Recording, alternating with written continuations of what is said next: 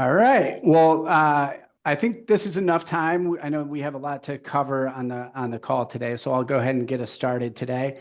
Welcome everybody to our webinar on accelerating creative teams with Gen AI. I'm Oris Long. I'm the SVP of Sales at Onward Search, and I'll be your host, guiding you through today's discussion.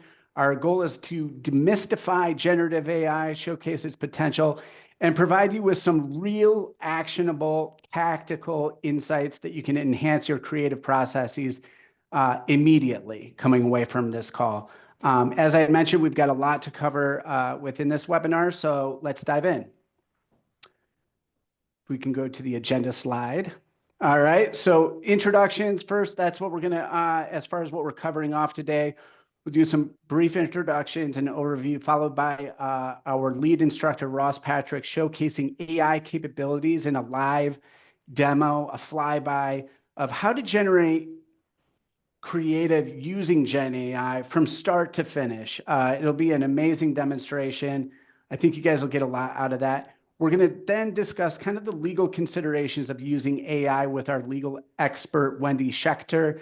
We'll talk about some of the adoption strategies that you can use from a risk mitigation standpoint. And then we're going to open it up to everybody on the call with a live Q&A session.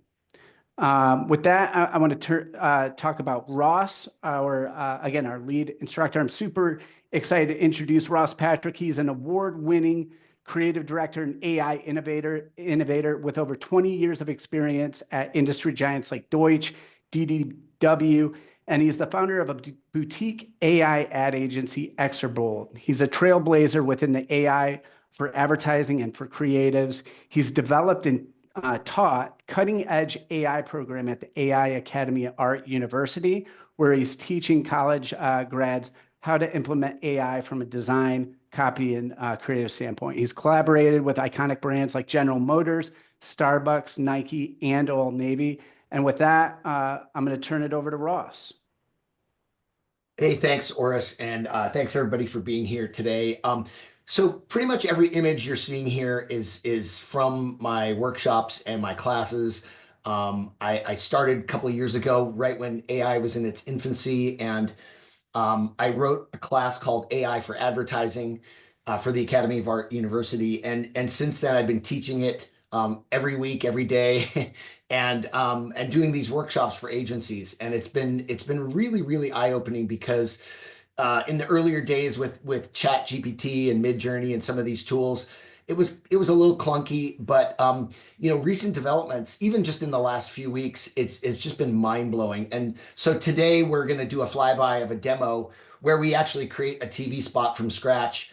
And really the point of this is to just show you the power of these tools and really how creatives and strategists and writers and account teams can really kind of bond together and be stronger. I think, a lot of people are scared that it's going to take away jobs, but really what it's going to do is I think you can sort of optimize your teams, strengthen the bonds between the account teams and the creatives, and actually get to solutions faster and be able to just be more efficient at our jobs. I know there's probably a lot of things in the gloom and doom of what they talk about in the news about AI, but I'm really here to tell you that it's actually the best thing that's ever happened for creatives, because now we can do things.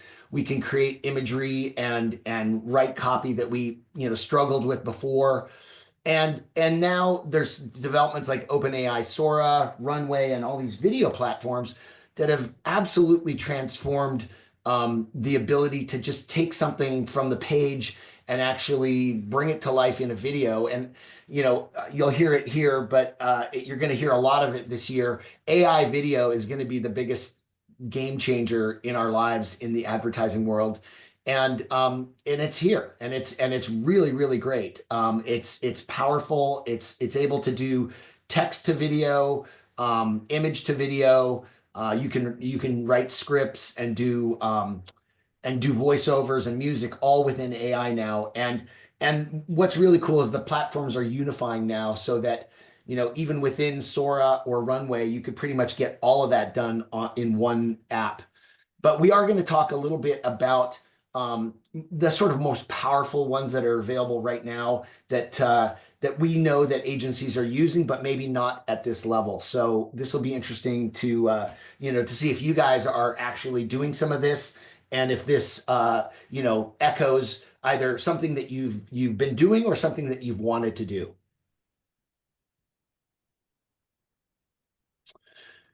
So we're gonna dive right in here, and this is probably one of the coolest things that you can do with ChatGPT 4.0 when you're live on the web. It's a great research tool, and a lot of times you can just you sort of boil the ocean and get a ton of information.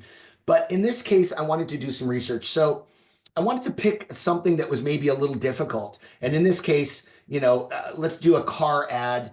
And it's not really a finished ad. It's more like a storyboard and an animatic. But let's do some research. So this is the Toyota Mirai. It's a hydrogen powered car. So it's not something that's super common.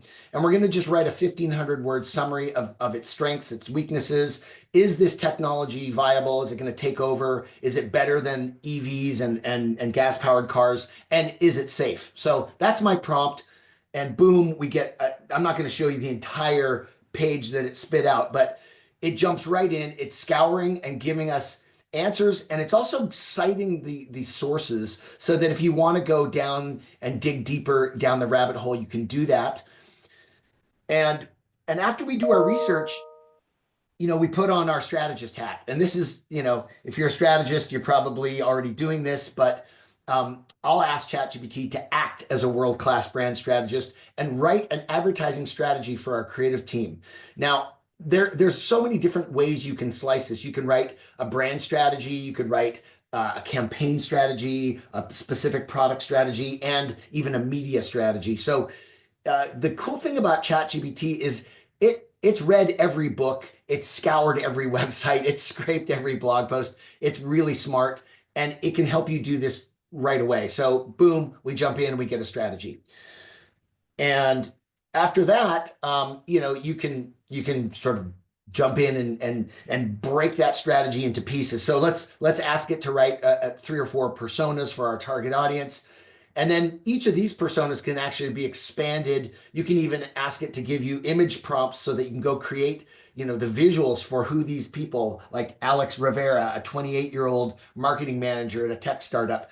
So now you're starting to get deeper into the strategy, deeper into the personas. And then the next step would be, hey, let's write a creative brief. And whether you want to admit it or not, maybe you're a strategist, maybe you're a writer, and you have to actually do this as part of your job. But we all know it's kind of a pain point. And I've had, clients who just send me a request and there's really no creative brief. I'm like, do you have a creative brief? The answer is no, we didn't have time. So I'll just go in and I'll do this exercise for my clients. And boom, now we have a creative brief, and it includes the personas and some of the insights from the strategy. And it includes the single-minded proposition. If anybody uses that trick, it's kind of a fun one to get. And then, key messaging, tone of voice, deliverables. You've got this whole thing, KPIs. But most importantly, you've got some direction now to give to the creative team. And from that, I always like to harvest the strategic insights. I was taught this by a strategist many years ago. Like, get these into a document so we can just hold them up or tape them on the wall or put them in our deck. And so I love boiling down the different parts of the strategy into things that really help the creative team. And so there's 3 of the insights right there. And, we're moving pretty quickly. If we were doing this as a live demo, this is about the speed that it can generate this stuff. So we're actually kind of moving in real time through this. And if we were doing this as a team and we were talking through it, you can ask questions to your ChatGPT. You can add your human insights back into it and say, hey, I don't like what it's saying. Can we change it? Can we do it this way? So ChatGPT is a, like an interactive voice. It's just a very smart, high IQ partner for your team to have. This creative brief is now something that the team can pull apart, and do that back and forth. I think really, typically I would rewrite these maybe 3, 4, 5, 10 times before I would unleash it on the team, because I'm putting back in some of my human, my gut instincts and some of the things that I've observed. Boom, we put them back in there. And then, one of the things that's really cool that we as humans can do with these documents and give back to ChatGPT is harvesting things that we see within these documents. So I liken it to sort of like panning for gold. A lot of times people just see a tin pan full of mud, but I see little specks of gold within there, and I grab those and I put them back in, and I can ask ChatGPT a question, or I can ask it to expand on this one idea. So if I see something within this, then I can sort of make it part of the actual creative landscape that we're going to develop. And so, I'm going to put on a different hat. Now I'm going to act as a world-class copywriter, and I'm going to write 3 distinct mini mantras that are 140 words each, based on the insights and creative opportunities. So when I worked at Deutsche LA, we called these handles. I call them mini mantras because I'm trying to explain this to my students at the university, but it's actually worked out really well. 140 words is actually just the right amount of words to get this to be readable. And this is interesting. This didn't take a ton of time or energy to get to this. And even if I don't like it, I can go tweak each one of these. And the first one says fuel tomorrow. And this is a classic thing. I haven't trained this ChatGPT to get away from itself. Chat tends to write in a very sort of grammatically flowery, perfect voice. And what I've done is I've created some GPTs or some writing guides, and we use those to sort of like strip ChatGPT of its voice. One of the classics is the step into a world. So whenever you see that in some article, a blog post, an email, you instantly know that ChatGPT wrote it. But as soon as I put my writing guide in there, it strips it of all the dive into, the step into. But I still appreciate the raw version of this at this point, because I don't really care. This isn't going to be client facing. This is just internal. We're not trying to write something perfect or beautiful. And then I just had an insight. I was thinking, hey, I like this whole thing about zero emissions and better efficiency. Can we write another one about that? And this is just the process of going back and forth. And this one says drive clean, live green. I hate that. So, great. Let's observe that, ChatGPT is going to write cheeseball copy, but that's okay. We're just doing an internal flyby here to see, can we get something that we like? And, I don't know if everybody knows this, but ChatGPT has read every book, and especially my favorite book, which is Luke Sullivan's Hey Whipple Squeeze This. And I can reference that book and say, hey, for our out of home campaign, can we write 10 short, clever headlines that reflect the thinking in Luke Sullivan's book? So his book has all kinds of little tricks and tips that, all of us art directors and copywriters know about. And so I took a swing, and I just wanted to see. It's still early days. I mean, we're only a few minutes into this, and we're actually, summoning Luke Sullivan's book to just help us get through this. And as much as, somebody might hate that I'm doing this, I guarantee, we in the creative community have pretty much all read that book top to bottom a few times. And, it's a great little trick to kind of just get your brain going, just get the juices flowing. So that's what we're doing right here. And most importantly, I'm trying to see if there's something I can harvest out of here that would get me thinking right.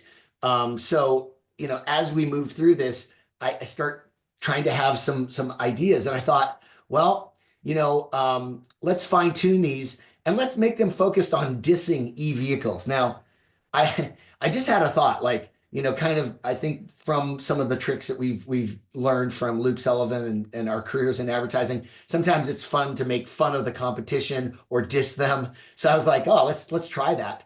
And I like even the first line here: charging stations will pass. So just little ideas that are going to pop in, and maybe I can take that and riff on something like one of these lines. I don't like most of them, but I'm just looking for something. And then I said, hey, do 10 lines about zero emissions. Here we are, we're just riffing, like, emissions, we don't do that here. Zero emissions, maximum impact. Okay, I still don't like any of this, but that's what's really great about having an opinion and being, a human. That's the best thing you can add to this whole AI process is your opinions, your emotions, your background, just whatever you think is going to be something that you can add to this process. So, I didn't really like any of that, but I said, hey, you know what? I'm just going to go for it. Let's write a TV storyboard with visual descriptions, graphic headlines, and music to help communicate this superior technology. And, I'm running pretty fast here. I'm actually probably going a little too fast for what I would normally do in this process. I would do much more prep on the strategy and the brief, and I would actually do a little bit digging and research. But for the purpose of today, I wanted to just show you how fast we can run. And, the problem with running that fast is that you can trip and fall on your face. So you got to be careful. You got to make sure you bring your human intuition into this process. So, okay, right away, we've got a storyboard that's being created. And, some of this is, like I said, not really the direction I wanted to go, but I'm going to just keep churning it and working with it. And what I do is I say, hey, rework this and make it about the Mirai driving through the desert and leaving behind a lush green forest. The scene is all about the good-looking zero-emission transformation. So that was just a kind of a vision that I had after reading that last sort of awkward script. And then I was like, you know what? Maybe I should take some of that stuff from that storyboard and actually visualize it. And this is, I asked it to write a detailed prompt about a silver Mirai driving through a dusty desert. And this is a Midjourney image from that. And it took me a few tries, which is always, the process. But I actually liked what I got, and I was pretty excited that this was sort of the beginning of the story of this TV commercial that we want to develop. And then, the next sort of part of that was that as the Mirai drove through the desert, everything behind it became a lush green forest. So the premise was based on some of that stuff that was in the insights, that the only thing that the Mirai leaves behind is water vapor. It doesn't need gas, it doesn't need electricity. And that water vapor, as being sort of its only emission, was something that spawned this idea. So there now we have another Midjourney image of this lush green forest behind the Mirai. And really that's the basis of the commercial. But, I just was pretending to be like, oh, hey, I'm the copywriter that's going to throw a twist in there. So I said, hey, why don't we add a funny twist at the end with like a UFO hovering above the highway as the Mirai drives below it. And then maybe the tagline is like, oh, this technology probably came from another world. So that was another idea I threw in there. You're going to develop multiple ideas. So you got to be willing to throw those things in and just see what happens. And in this case, it did throw the UFO in there. I think the creative teams might be like, well, we're not sure about that, but maybe we'll do a version that has that in it and just see if that's maybe a little bump at the end of the spot that gives it a little comedic twist. We'll see if it makes the final cut. And there's the image of the UFO hovering above the highway. Or maybe this is just a New Jersey drone that just is appearing. We don't know.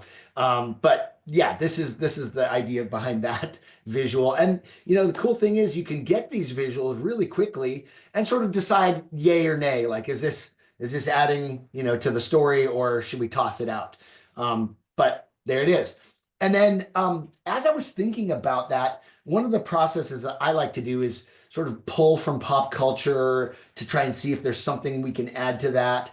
Maybe it's a song, and hey, maybe if it's about this sort of UFO thing, maybe it's about Out of This World.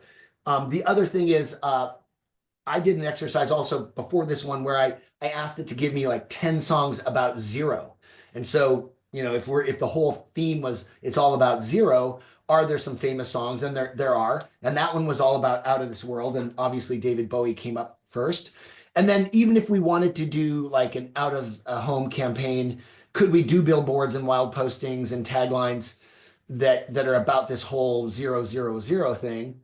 And so it started writing some of those. And part of the exercise here is just to see, can we get some lines that maybe we throw some of these titles onto the TV spot instead of doing a voiceover. Why don't we put up a graphic that says, zero is everything, or zero gas, zero emissions. So that was a kind of a neat exercise as well. And then I asked ChatGPT, like, help me pitch this idea. Why is this working? And it says that the bold headlines as graphic cards reinforce the key benefits of the Mirai in a quick, digestible moment. I love that. It even talks about the desert to green transformation, symbolizing the Mirai's role in a cleaner, greener future. So now it's got this whole little sort of selling document that I have. If I'm going to go sell this to my creative team or my client, I've got a whole thing. One of the songs we picked out was a song called Zero by the Yeah Yeah Yeahs. That's kind of cool. It explains what that song's all about. And then if I wanted to sell the UFO twist, there that is. But that hit the cutting room floor. Let's just pretend that the creative director came in and said, "Yeah, no UFOs." So as you know, that's going to happen. So there it is. That's the write-up, the 140 word mini mantra at the end. This one includes the UFO, but I'm going to pretend that it got cut by my creative director, so it didn't make it. And then we go to the visuals and how we create those. And this is a combination of a bunch of tools that are out there, like Runway, Kling, Hyper, Pika, and now this week Sora and Firefly and Google's Veo just came out. So the whole world's going to change in the next little bit here, because we're just getting inundated with all these new innovations. And I always go into these things thinking, well, I sure hope ChatGPT is going to know all the answers, and I hope Midjourney is going to be able to help create these visuals. And really all we were doing was doing a storyboard. We didn't really think we could animate these things.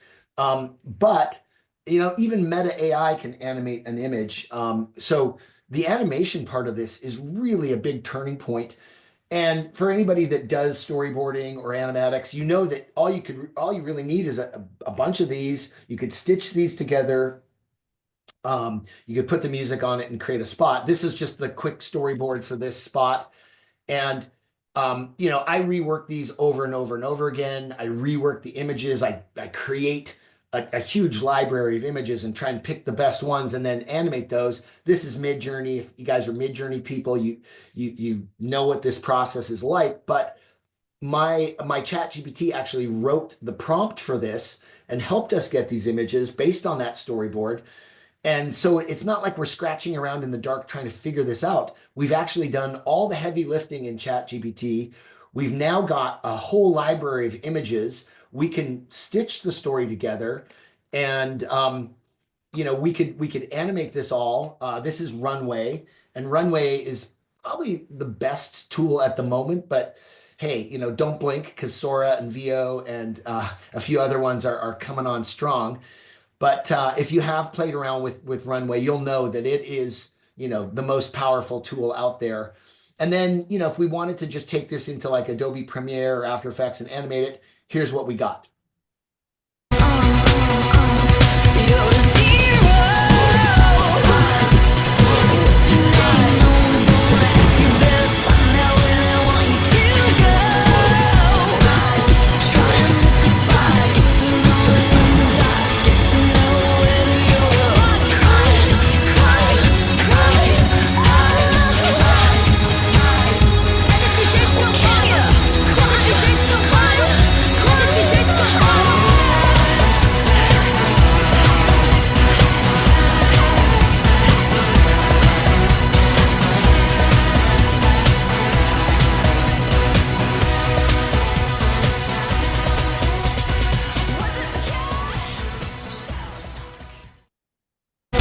So that's the how to make a TV spot in 20 minutes. And I'm not a video editor. I'm not really even a storyboard guy, but you can see that even in my sort of clumsy hands, it can be done, and it can be done quickly so that you can evaluate and decide if it's any good or not. That was amazing, Ross. Thank you so much for that. And I think it was in 15 minutes, not 20 minutes. Uh, I'm and getting my that time down tighter. uh, it was start to finish too. I think that's really important for everybody to know and to see. Ross, this is for demonstrations purposes, but we came in with zero understanding of the product, of the audience, anything about what we were selling, and Ross created an entire concept, which I think was actually strong. I didn't realize that the Mirai emitted only water vapor. That was great to see. So as we pivot, I want to talk about the prompting tips. You had mentioned, in several of your workshops that we've been a part of, use AI to teach you AI. I think that's probably one of the most powerful tips that you offer. Can you share a little bit more? Can you elaborate on that for everybody?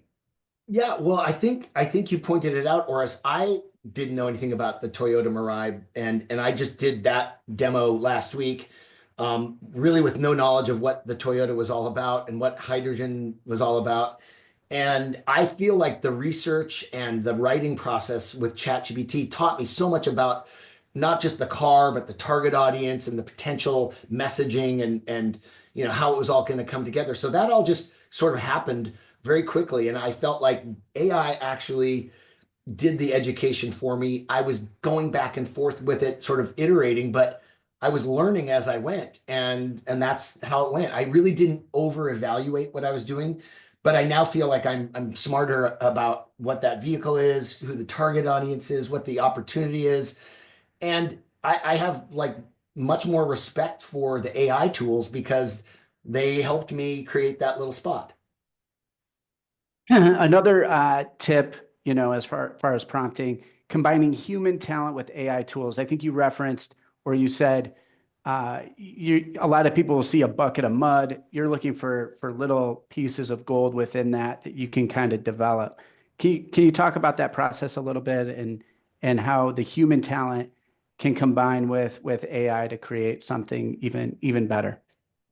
Yeah, I mean, I think we all sort of with COVID and sort of the working remote, we all miss that riffing with each other, getting in a room and putting notes up on the wall and getting all our ideas out there.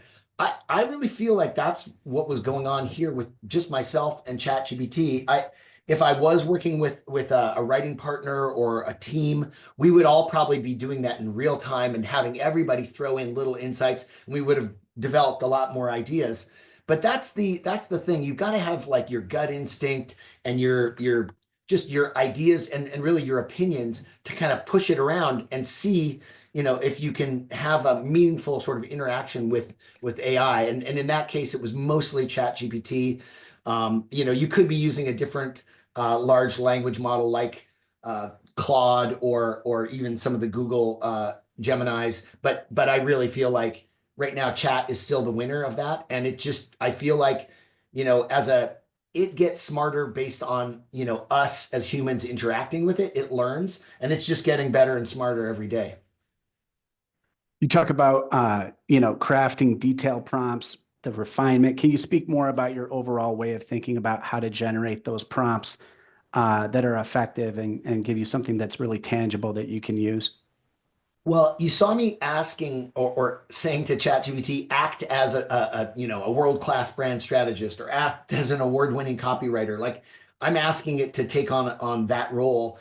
But then when I ask it even to help me with the prompts or just having a conversation with it, it gives you back things, and then you can refine that. You could take and harvest a little nugget from there, go back and ask it another question, and back and forth. And that refinement is really what I'm talking about. But what I've learned is you can even get prompts not just for the visuals, but you can ask it for prompts for camera angles and time of day and location and all the things for making a TV spot. You could ask it for casting and wardrobe and maybe even the emotional temperature of your actors. And then even for the voiceovers, you can ask it to help craft those voiceovers and tell you what should even be the tone of that voiceover. Should it be a quiet voice, a loud voice, a scary monster voice, whatever it is.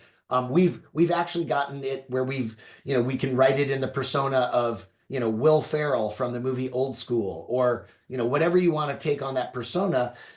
You can give it sort of emotional temperatures, and it's really interesting that it knows what that is. And it's able to help you. Like if your client said, "Hey, we're actually going to use Will Ferrell in this spot. We need to write it sort of more to his voice," then you could actually start infusing that into your copywriting. And that leads us to the next point, providing guiding examples, which is obviously a divisive topic among the creative community. Can you speak to your approach and how you reference other creative work with intent in your prompting while still staying within ethical and legal boundaries? Yeah, and I will defer to Wendy on a lot of that, because I think the thing is there's two different parts to that, with ethics and what I would call etiquette. Like, as with most things, there are rules. You don't steal from other artists, and you don't cut in front of somebody at the grocery store in line. Like, there's just certain things you don't do. So that should be established. I think, plagiarism is plagiarism, but in advertising, a lot of times we're doing a send up or an homage, or we're pulling from a pop culture thing. It's like, oh, that TV commercial looks like an homage to Back to the Future or something. But we're what I think is interesting is that you can become a better art director or a better writer by using these tools to sort of heighten your existing human skills. And maybe and I think that was something that I was watching. The whole world was sort of deteriorating using stock photography and templates, and everything was just sort of becoming like the same. And my saying was, hey, everybody's fishing in the same pond, and that makes everything sort of the same, out there. And I think with AI, we can heighten that reality, and we can do things at another level. And my purpose really is to help art directors and writers and strategists just get better at their jobs. We're not really trying to, we're not trying to take away jobs. We're just trying to make everybody better. And also, one more point is that I feel like it's the gamification of our creative world. And that makes it exciting to go to work when you're, you're gamifying your job. It's fun to create these images. It's fun to, you know, have this sort of super high IQ partner, but also these visual tools like Midjourney and Runway that can, help the creative team, sort of be super powered. That's great. And with that, I want to I think it's a great time to introduce our legal expert, Wendy Schechter. I'm thrilled to have Wendy as part of this panel today. She's got her undergrad from the prestigious University of Pennsylvania, JD from University of Michigan. She specialized in mitigating risk for creatives, especially in AI adoption. She's been recognized as the best lawyers in America for advertising law, and co-founded S2 Advertising Law, ranked as one of the top media and entertainment firms by Chamber Spotlight. Before we begin, Wendy, I know you have a disclaimer that you'd like to Yes. share. Hi, everybody. Bear with me for 1 second. My comments are for general information purposes only. This is not legal advice. Please consult your attorney for advice tailored to your specific situation. Perfect. And I know many of us have had some experience with legal counsel for better or worse. Oftentimes, creatives' experience in dealing with in-house counsel can be a blanket no to requests. They're typically risk averse. Can you share your philosophy and approach when it comes to providing legal counsel to creatives? Of course. Yes, I've heard tell of legal that's killed creative, but that is the opposite of our goal. My goal and S2 goal, we don't want to kill creative. I think everyone agrees you want to create materials that are not going to draw a legal claim. And we hope everyone can see legal as part of that process, and that we are seen as collaborators in that process as well, not like a block, but something that helps you get to where you want to go. So our job, we assess risk, we tell you the risk. Sometimes it's extremely low, sometimes it can be quite high. Then we talk to you and decide how you want to go forward. Are you comfortable with the level of risk? If not, how can we lower it and still get the creative that you want? That doesn't mean you're never going to hear from me something that you didn't want to hear. You will, but we try to be a partner, not a hindrance, and then move forward from there to get you where you want to be. It's great.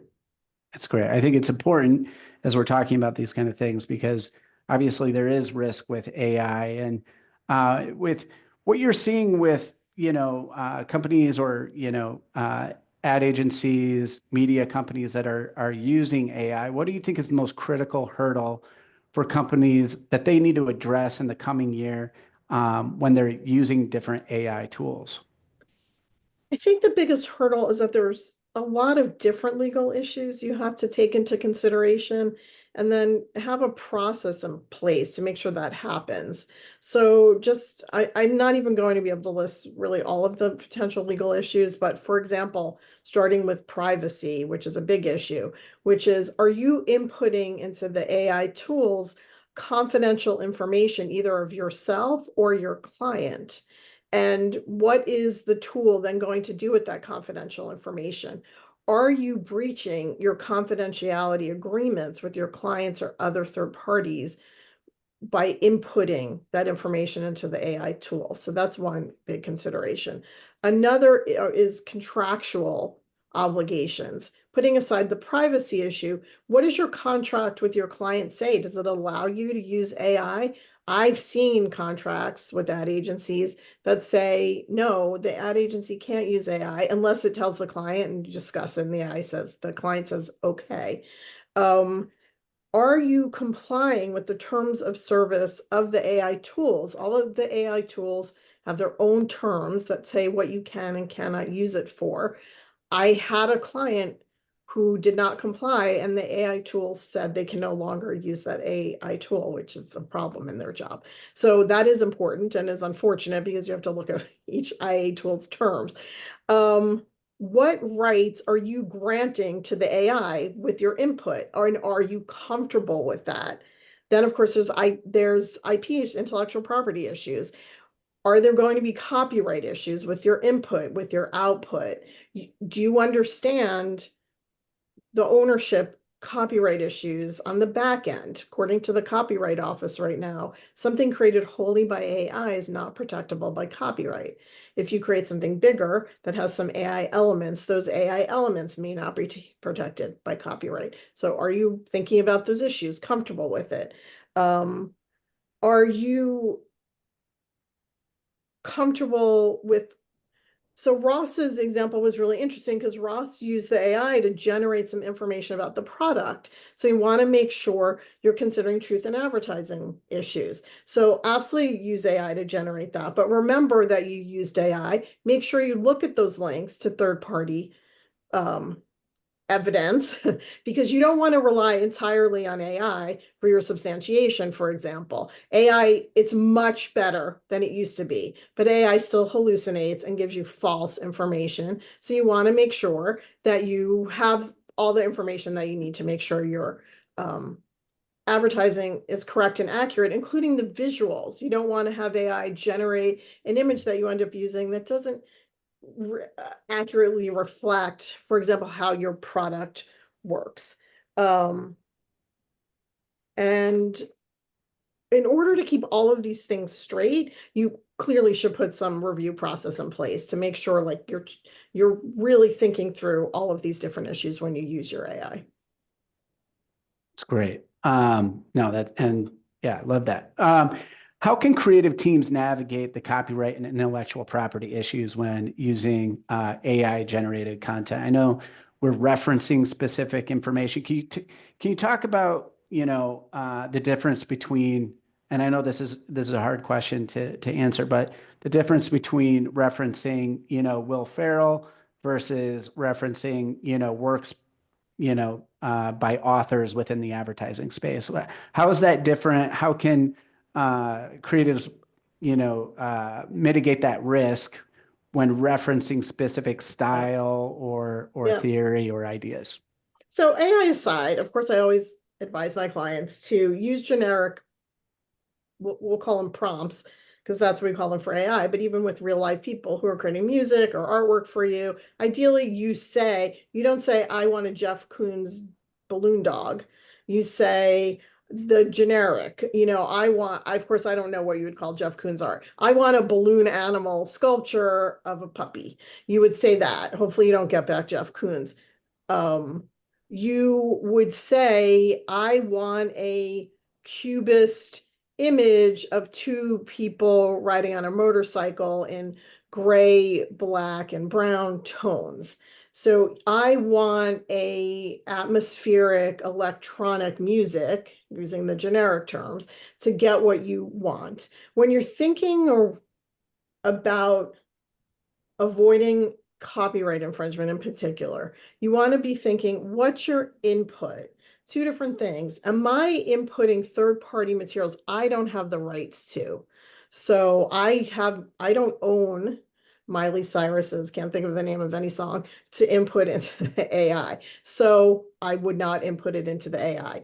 I licensed an image on Getty. I want to put that into the AI to have the AI change it. Getty's license says I cannot use licensed Getty images in AI without their specific permission. So you want to check that. Then you want to go for your generic prompts that we just talked about. Your prompts are generic. You're trying to create a mood, a style, a feeling, etc. You're not trying to recreate specific artwork. So you have your generic prompts. My advice is, one, you perhaps want to, some companies do have their legal review prompts, but keep a copy of your prompts. So in the event later you were to get a claim, you can evidence that you did not intentionally prompt the AI to create infringing materials. And then on the back end, what you get out, you have to review it. If it looks, obviously you don't know everything, just like when a real life artist gives you artwork, you've asked them not to infringe, you have an agreement with them that says they won't. They indemnify you. And then, but if you get artwork that looks like Mickey Mouse, you're not going to use it, right? So it's the same for AI. If you look at the artwork that comes out, or the music, or the voice, or the video, and that looks like some existing material, you shouldn't use it. You should go back and start over again and see if you can get something that doesn't seem infringing. So those are some things you can do. If you are not sure, you should ask your legal counsel. That's great. And are there AI tools that stand out for their compliance features in terms of risk? Yeah, so just stepping back, I think everybody already knows this.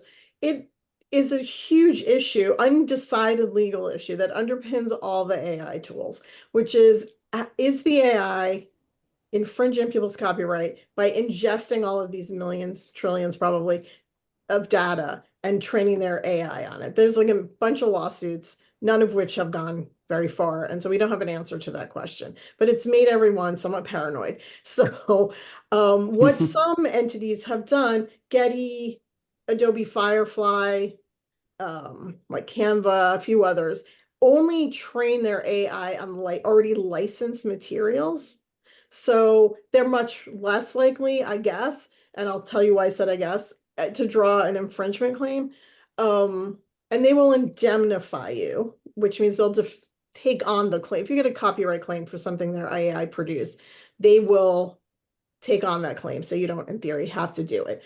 But there's limitations to all of that, right? Because their data was trained on such a small database, you may not be able to get back what you want from those AI tools. Also, their indemnification promises, there's a lot of limitations on them. So it's not a panacea. Like, that's not just it's not that if you use Firefly, you will never have an issue that you will have to deal with. So you may want to use those tools, absolutely, and you want less risk, absolutely use them. You can use, there are other tools that don't just train on their own licensed data, but they do offer some indemnification. Like Google tends to offer some indemnification for enterprise clients. You have to look at the terms. They're also very constantly changing, and they may change honestly without you being aware of it. But so far there hasn't, without obviously infringing output that you use. Like, again, if you're going to use something that looks like Mickey Mouse, you're going to get a claim. But so far there hasn't been. These class action suits about copyright infringement have been focused on the AI tools themselves, not the end user.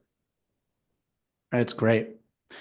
That's great. I love it. Okay, well, let's move on to the next part of our webinar. Just in terms of trends, 92%, we did a survey amongst our clients, 92% of the power users say that AI actually boosts creativity. Opening up that conversation, Ross, can you speak to this a little bit in terms of what you're seeing with your students, with teaching some of these workshops with other creatives that you work with? Well, it's really interesting that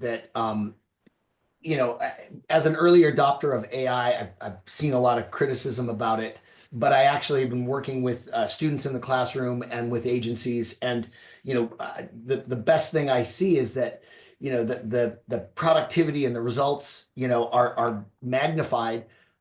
Agencies are able to put it into their workflow. Students are able to quickly get even that first rough draft of a script is so hard to do. And so even if it's like you heard me criticizing my own script in there, I was like, this isn't very good. But at least I got to it. I got my first draft. And I feel like, I got that first draft in, what did you say, 15 minutes or less. That's a really cool thing, because now we can tear it apart. We can rework it. We can do things with it. That's sometimes the hardest thing to do. And if you're, in an environment where you as a creative, you're being judged by your output, the quality of your output. You need to sort of future-proof your job. And I feel like that's what's going on here, is that, yes, there's sort of a lot of jokes on the internet right now about how we're gonna be so overly productive. Maybe we won't actually have to go to work anymore because we can just draft out that script so quickly. But I feel like I want to be better at my job. I want to be smarter. I want to be more valuable to my team. And I feel like this is the way to do that. And, the sad thing is that there are probably people who are like AI haters, or people who are just going to reject it. And those people will be affected, because, if I don't have like 2 weeks to get a script written and I need it, in the next couple days, it's going to be pretty obvious that some people are going to fall behind. Can you imagine if you've got 5 different creative teams working on that Toyota Mirai project, and one of the teams comes in with like 5 animated, fully ready to go animatics with music and graphics or voiceovers, and then the other teams are like shuffling scripts around.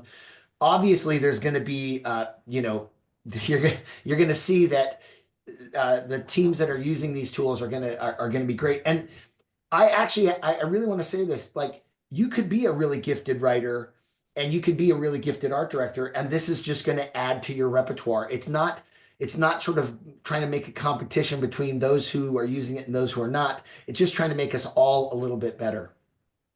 That's great. That's great. With that, I want to turn it over to the Q&A. Let's start with question 1. We got, how do you, for Ross, how do you create a writing guide? How do you change the voice of ChatGPT? Well, that's a great question. So I've created a number of guides. The first one I did was called Smart Speak, and it was because I was so pissed off about how ChatGPT was just writing this like flowery, overly dramatic, overly grammarly perfect. Like, come on, we're in advertising. We don't really want to. We don't want to speak like a 8th grade English teacher. We want to invent new words. We want to be out there. So you can create a writing guide and upload it to ChatGPT. Or create your own GPT that speaks in that voice. You could actually train it on the brand voice of a brand. Let's say the brand has a distinct and profound voice. You could compile that into a Word document, have Chat analyze that. Chat can actually analyze videos and websites and books. So you could give it a bunch of different sources. I've actually created another guide that's mostly for creatives. And I studied, Luke Sullivan and some other copywriters and other writing styles and devices. and I trained the chat on that. And it was really about more illogical thinking, thinking that's sort of disruptive and weird and not normal. And I created that guide.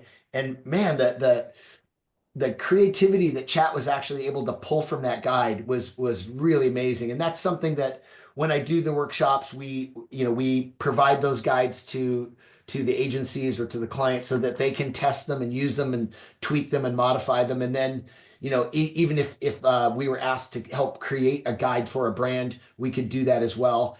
And it's actually really interesting to take a script that you already have. And I know Wendy, voiced, the be careful about, sort of using IP that you don't own. But if I rewrote that script in the voice of Will Ferrell from Old School, and I didn't tell you it was his voice, but it just came across as kind of, maybe snarky or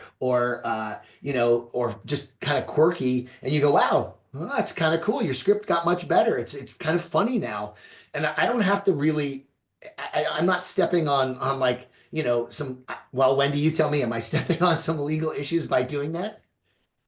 Yeah, I mean, in the specifics, like if you're just using that as a shorthand for a generic tone, I'm not as concerned with that because you're not going to get back lines from the movie. You're not going to have someone actually speaking in Will Ferrell's voice. You're not going to have scenes from the movie. You want your script to sound snarky, essentially, and this is your shorthand way of getting there. That doesn't concern me as much as other instances. I always worry giving that advice because there's, give an inch, take a mile kind of thing. You do have to be cautious. You're not going too far with it. But yes, I don't disagree with you.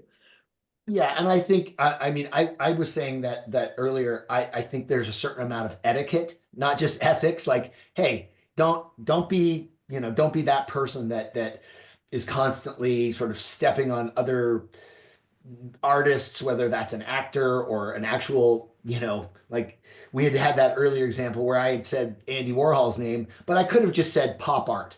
And I could train my visuals into a style of pop art that are not reflective of a specific artist, but that hearken into the whole visual realm of pop art. And then same thing with comedy. I could take a bunch of different funny comedic voices and train the AI to understand that sort of whether it's snarky humor or whatever it is.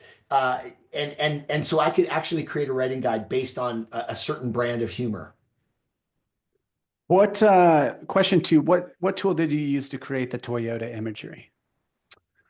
So the images in there were all from Midjourney, and I have tried that imagery on a number of different platforms, and Midjourney's really good with cars. It's really good with people. It's really good with food.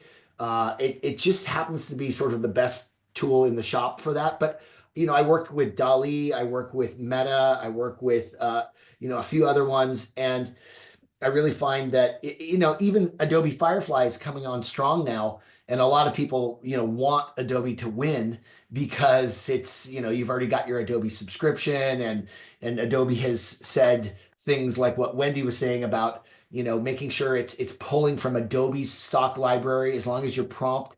Your transcript of your prompt is clean. And by the way, it'll flag your prompt. If you name drop a brand and you say Toyota or you say Taco Bell, it pops up a little creature that says, sorry, you can't do that.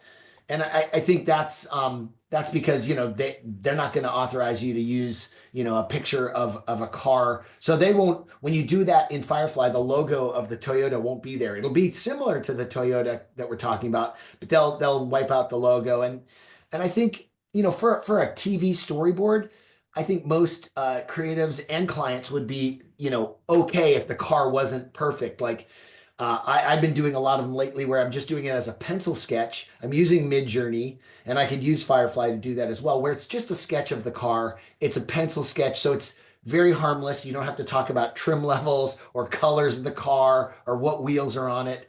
And it really sort of helps with that. So we've been doing a lot of storyboarding now with just pencil sketches because I also think that's a great way to train students and agency creatives to understand, like, hey, let's go back to old school pencil sketch storyboards so that we're not getting these hyper realistic images.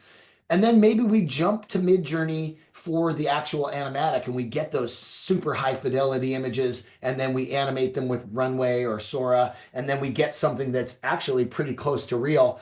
I mean, we used to joke about this years ago that sometimes our animatics were better than our final spot. So we would create this, fictitious spot to get it approved and then we'd go shoot it and it was never as good as the animatic. So, I'm sure at some point we're gonna jump across and AI will actually be able to generate broadcast quality finished spots.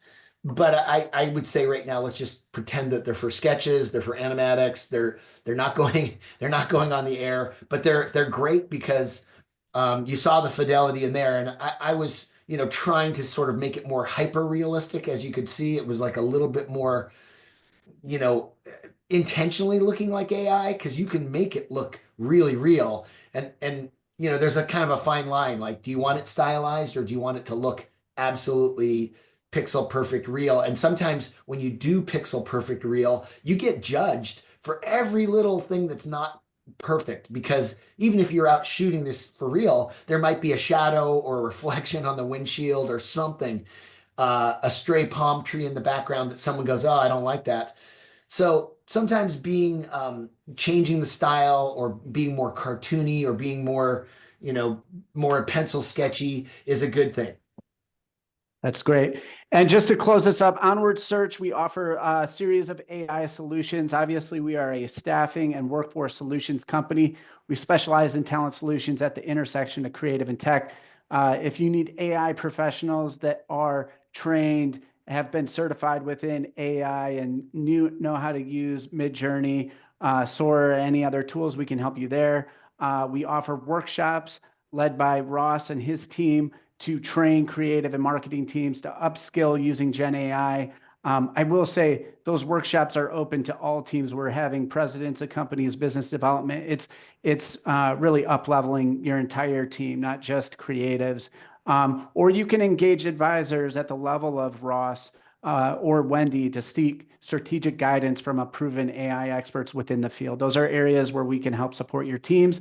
And then if we talk about the workshops themselves, we offer 3 different options to our clients. If we go to the next slide. The one is a 1 session for 90 minutes. It's an overview of AI tools, creative applications, really foundational. We're going to do a deep dive. You'll get some of those some of those writing guides that Ross was talking about that are hugely, they create efficiencies that I use on a day-to-day basis. So highly recommend. 4 sessions really gives you a lot more. You could do persona development. We do AI implementation. We go over the ethical implications, and we curate these workshops specific to your actual creative workflows. So wherever you're thinking about leveraging AI, we can help you, teach you, and share that information. Then 8 sessions, again, 90 minutes each. That's our hands-on mastery course. You get detailed feedback. You get homework.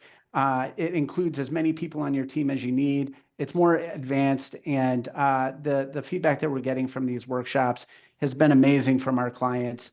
Whether or not you're new to AI or whether or not you've been working in it, dabbling, this is a great tool to upskill your team. And really, we're seeing. I was talking to a creative director friend at Adobe, and he's working on a tool right now that's in beta. And you guys, there's a tsunami coming. If your teams are not getting educated within this space, you as leaders, you're letting your team down because people are working their butts off right now. We know that teams are understaffed. We know that the people that have jobs right now are working their butts off around the clock. They don't have time to upskill. This is an opportunity for you as a leader within your team to upskill your team. And if they're not, they're going to be left behind. So, this is something that we offer our clients. Happy to connect with anybody that has those questions. If you go to the next slide, that's our information. Stop talking about AI, start adopting it. Again, I'm Oris Long. Thank you so much to Ross for joining us. Wendy, thank you for your time today. That was enlightening. Hope you guys got something out of it, and we'll see you out there.